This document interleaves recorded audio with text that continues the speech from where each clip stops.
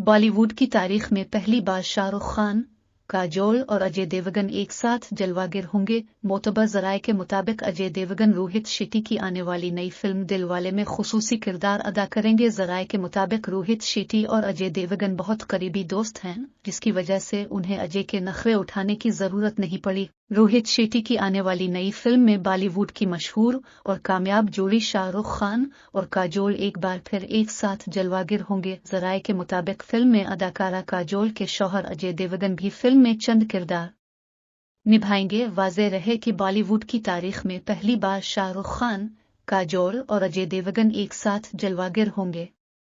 रोहित शेट्टी की नई फिल्म दिलवाले में शाहरुख खान और काजोल की मशहूर जोड़ी के साथ साथ वरुण धवन, कृति सुनवन, विनोद खन्ना, कबीर बेदी, जॉनी लीवर और वरुण शर्मा शामिल हैं। इस तरह कई सुपरहिट फिल्मों में एक साथ नजर आने वाली शाहरुख